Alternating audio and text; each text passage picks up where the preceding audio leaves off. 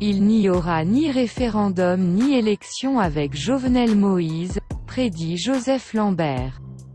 L'actuel président du Sénat, Joseph Lambert, invité à la matinale de Magic 9, est revenu sur sa rencontre avec Jovenel Moïse, lundi 19 avril, au Palais national.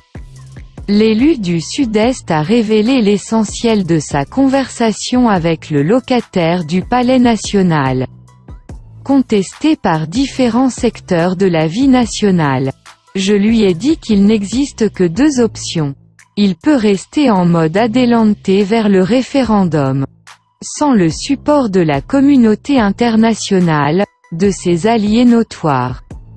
Il n'aura pas non plus le support de toutes les tendances de l'opposition. La deuxième option est le compromis et le consensus minimal entre les forces politiques et les forces organisées, rapporte Lambert. Pour le président du tiers du Sénat, le compromis permettrait d'enclencher les vraies réformes politiques, économiques et sociales. Ce qui, de son avis, conduirait à une pacification durable du pays. En présence d'un parlement dysfonctionnel, d'un pouvoir judiciaire bancal et d'un exécutif essoufflé et qui s'apparente à une dictature, car il conserve tous les pouvoirs. Il est clair qu'un accord politique est fondamental et indispensable. Cet accord doit être l'œuvre de tous les secteurs, de toutes les forces vives du pays. Cela assurera un teint de légitimité à toutes les initiatives qui seront entreprises par la suite, soutient Joseph Lambert. L'élu du Sud-Est s'est montré très sceptique quant à l'éventualité de l'organisation d'un référendum en juin prochain pour changer la Constitution. En tant que démocrate, je suis pour les élections. Je soutiens aussi une réforme constitutionnelle. Je crois fondamentalement qu'il faut réviser le texte. Il y avait un travail réalisé par l'ex-député Jerry Tardieu qui jouit de beaucoup de légitimité. J'ai dit au président qu'il ne pourra pas y avoir de référendum constitutionnel le 27 juin. Cette consultation populaire est techniquement compromise et non inclusive car 2,5 millions d'électeurs ne sont pas encore enregistrés par l'ONI, fait-il savoir. Joseph Lambert indique avoir également évoqué avec Jovenel Moïse l'organisation des élections législatives et présidentielles, exigées notamment par les États-Unis. Je lui ai dit de ne pas croire qu'il pourra organiser des élections dans les 9 prochains mois. Le minimum qu'il pourrait organiser, et ceci sur la base d'un accord politique, c'est la réforme constitutionnelle. Il faudrait former un gouvernement d'union nationale. Dans ce cas, il devrait se mettre en retrait pour laisser à ce nouveau gouvernement le soin de conduire la barque nationale. Il a beaucoup réfléchi sur ce que je lui ai dit, précise Joseph Lambert. Plus loin, Joseph Lambert souligne que le pays se dirige inévitablement vers un pouvoir de transition. La transition aura bel et bien lieu. Il faudra plusieurs mois pour enregistrer les 2,4 millions d'électeurs restants. Si l'on met des bouchées doubles et on met plus de moyens, on aura besoin de 7 mois environ, soit en novembre prochain. Il faudra ensuite 4 mois environ pour que le CEP prépare les listes électorales, analyse-t-il comme pour souligner que le temps ne joue pas en faveur des projets du président Moïse. Comment le président peut-il penser organiser 3 consultations populaires en une année ? S'interroge-t-il. Joseph Lambert, qui s'auto-proclame animal politique, invite le président à planifier un départ sans heurts. Les prochains jours seront difficiles et compliqués. Il y aura des turbulences. Le président a intérêt à planifier de manière souple et correcte son départ au 7 février éventuellement. Sinon, ça va être le chaos. Je préconise une transition pacifique du pouvoir. une gouvernance stable. Pour ce faire, le président a intérêt à obtenir cet accord, échanger avec ses partenaires et faire les concessions politico-stratégiques nécessaires. Sinon, les choses peuvent dégénérer, prévient le président du Sénat.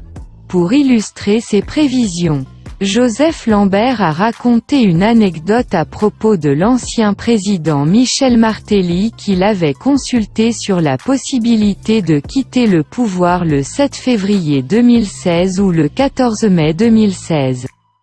J'étais chez lui. Je lui ai dit que s'il s'entêtait à rester au pouvoir au-delà du 7 février 2022, il pourrait subir un de Chouquet. Je lui ai dit que l'on pourrait même acheter sur le marché informel certains tableaux et autres objets précieux qu'on aurait enlevés de sa maison lors de ce « de Chouquet », révèle-t-il. Le président du Sénat, au cours de cette entrevue accordée à Magic 9, n'a pas été tendre avec l'entourage du président de la République. Il prend toujours le temps de m'écouter. Je constate toutefois qu'il est prisonnier du silence de la vérité. J'ai le pressentiment que son entourage ne lui fait pas une vraie description de la situation. On ne lui prescrit pas les meilleures formules. Peut-être qu'on a peur de lui dire la vérité, suppose-t-il. Joseph Lambert invite Jovenel Moïse à se rendre compte de sa situation de fin de règne, mais aussi de l'imprévisibilité de la communauté internationale. J'ai déjà évolué dans l'entourage de beaucoup de présidents. Je sais ce que cela veut dire quand il vous reste seulement quelques mois. Je sais ce que cela signifie. Le temps passe vite. Les présidents ont beaucoup à faire. D'où la nécessité pour eux d'engager un dialogue permanent. C'est le seul moyen de créer des conditions de stabilité. Il faut voir la position du BINUH sur le référendum comme celle des Nations Unies. Qui dit les Nations Unies dit les Américains. Ces derniers influencent les décisions à l'ONU et à l'OEA. La communauté internationale exige l'organisation des élections avec des conditions difficiles à réunir par l'exécutif. Ils savent pertinemment que Jovenel Moïse est incapable d'organiser les élections. Il faut craindre qu'un bon matin que le président soit lâché par ses amis de la communauté internationale. Moi, j'ai déjà vu comment des acteurs de la communauté internationale se sont désolidarisés de leurs alliés. Ils peuvent faire une déclaration et prendre une décision contraire, 2 jours plus tard. Un bon matin, ils vont évoquer l'incapacité du président à favoriser un retour à l'ordre démocratique et un renouvellement du personnel politique. Alors il sera trop tard. Ce sera la confusion totale au niveau du pouvoir exécutif, analyse celui qui a vu les Américains.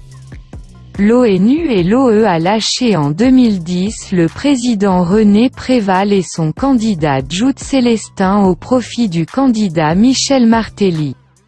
L'élu du Sud-Est s'est aussi adressé à l'opposition politique. Jovenel Moïse et l'opposition doivent savoir que le 7 février 2022 est inévitable. Que le président parte avant ou après le 7 février 2022, il y aura un vacuum. Il faut l'anticiper dès aujourd'hui. L'opposition dans sa définition n'aura plus aucun sens après le 7 février 2022. Au lieu de se fier à l'incertitude, il est impératif, à partir d'un accord politique entre les deux parties, de trouver la meilleure formule pour planifier graduellement la transition, prescrit-il.